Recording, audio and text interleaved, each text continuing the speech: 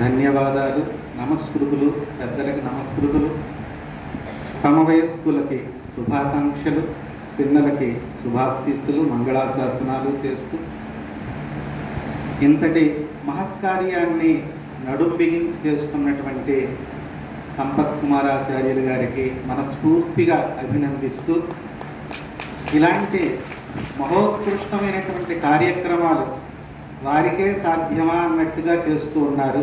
ఇదివరలో మహానారాయణ యాగం కూడా అలాగే చేశారు. ఆ సమయంలో కూడా దాసుడు వచ్చి సేవించుకునే అవకాశం ఆనాడు కలిగింది. ఇప్పుడు మళ్ళీ ఇలాగా అందరి ముందు కూర్చోబెట్టి భగవంతుని గురించి 4 మాటలు చెప్పండి అని భగవంతుడు వారి ద్వారా అనిపించారు అని నేను భావిస్తూ ఉన్నాను. అందుకు వారికి మరోమారు నమస్కృతులు. న్యాయంగా అయితే ఈరోజు నేను వచ్చి చేరుతాను అని ఆశించలేకపోయాను. మనం మిరాకల్స్ అనుకుంటాం చూసారా, అంటే అద్భుతాలు అని. అలాంటిదే జరిగింది కాబట్టి ఈరోజు నేను రాగలిగాను అని అనుకుంటున్నాను. మాది రామాలయమే, బొందుగాం అని పార్వతీపురానికి దగ్గరగా 30 కిలోమీటర్ల దూరంలో ఓ కుగ్రామం. అక్కడ 60 ఏళ్ల పట్టి మా నాన్నగారు ఈ రోజు వరకు మేము కూడా ఆలయాన్ని చూసుకుంటూ వస్తున్నాం. కనులు తెరిచినది ఆయన ముందే, కలం పట్టినది ఆయన ముందే, కదులుతున్నది ఆయన కను సన్నలలోనే. ఆయనకు ఓ విన్నపం చేశాను, స్వామి ఏమిటి పరిస్థితి తెచ్చావు నాకు? 5, 6, 7, 8 తారీఖుల్లో వారు వచ్చి ప్రవచనం చేయమన్నారు. గవర్నమెంట్కి తల అమ్ముకున్న వాడిని అయిపోయాను కాబట్టి 5, 6 తారీఖుల్లో పోలింగ్ డేట్లు పెట్టేశారు, అంటే ట్రైనింగ్ డేట్స్ పెట్టారు.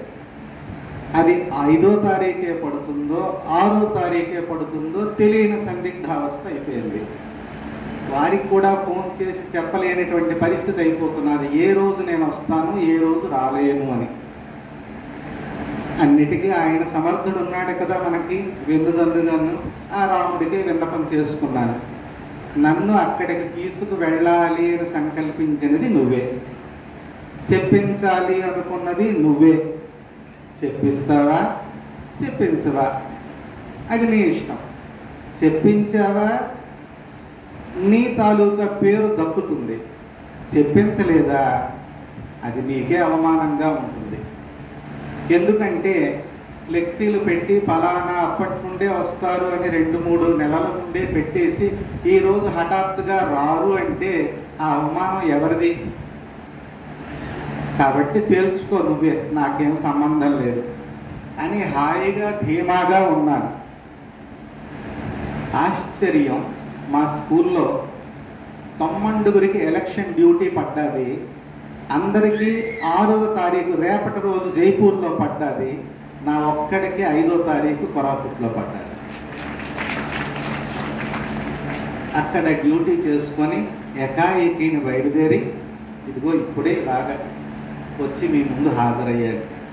అంటే ఇది మిరాకల్ అంటారా అనరా? రాముడిని నమ్ముకున్నవాడు ఎన్నడూ చెడిపోడు.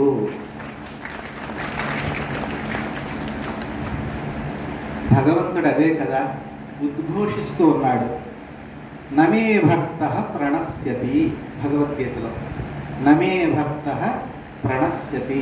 నన్ను నమ్ముకున్నటువంటి వానికి చెడుకు అన్నది ఎప్పుడూ కూడా జరగదు అని. మనం ఆయన్నే నమ్ముకున్నాం. ఇంట్లోంచి బయటికి వెళ్ళేటప్పుడు కూడా రామా ఫలానా దగ్గరికి వెళుతున్నాను ఫలానా కార్యం నిమిత్తం అని ఓమారు ఇంట్లో వాళ్ళకి చెప్పినట్టుగానే ఆయనకు ఓమారు చెప్పేసి అయిపోయాక మళ్ళీ వచ్చి స్వామి ఇదిగో ఇలా అయ్యింది అని ఓమారు మళ్ళీ ఆయనకే చెప్పుకునేంత ఒక నమ్మకం, ఒక దృఢ విశ్వాసం, ఆయన మనతో ఉన్నాడు అనేటువంటి ఒక నమ్మకం. అదే ఈరోజు పనిచేసింది, మీ ముందుకు నన్ను తీసుకొచ్చి కూర్చోబెట్టింది. కాబట్టి ఆ శ్రీరామచంద్రమూర్తికి సహస్రాధిక నమస్సుమాంజలు. ఎంత చక్కగా ఏం చేసి ఉన్నారో చూడండి. దక్షిణే లక్ష్మణో యస్య వామే చ జనకాత్మజ పురతో మారుతిర్యస్య తం వందే రఘునందనం. నేను టీచర్ని కదా, బుద్ధులు కూడా అలాగే ఉంటాయి. ఏదైనా పాఠం చెప్తే వెంటనే ప్రశ్నలు వేసేయడం అలవాటు. కాబట్టి ఇప్పుడు పాఠం చెప్పాను, దక్షిణే లక్ష్మణో యస్య, నాతో పాటు చదువుతున్నారు కూడా. ఇది ఎందులోది?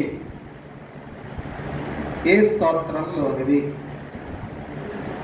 శ్రీరామ రక్షా స్తోత్రంలోనిది. బుధ కౌశిక మహర్షి రాసినటువంటిది.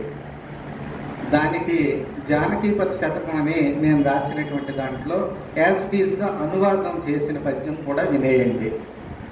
యౌవని దక్షిణంబునను యుద్ధ బలాఢ్యుడు లక్ష్మణాఖ్యుడు, యౌవని వామభాగమున ఇందు నిభాంచిత వక్ర సీతయున్, యౌవని పాదపీఠి జగదేక పవిత్రుడు వాయుపుత్రుడు, మువ్వురు కూడియున్న విభు మృక్కెద భక్తిని జానకీపతి.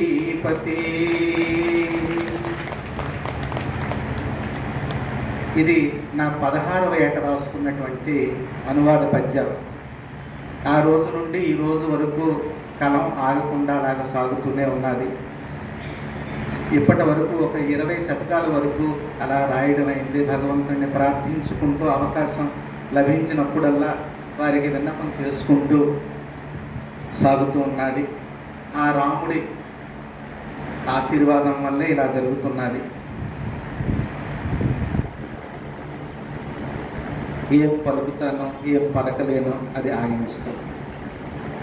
పలికెడిది భాగవతం అట పలికించడు విభుండు రామభద్రుండు, అటనే పలికద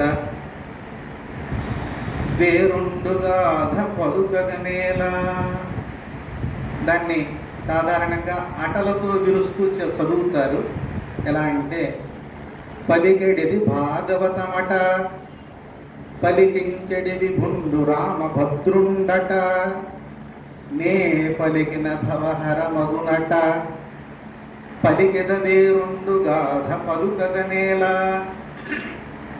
అట అంటే అర్థం వాడు వెళతాడట, అంటే దెర్ ఈజ్ నో గ్యారంటీ. వెళితే వెళ్ళొచ్చు, లేకపోతే లేదు.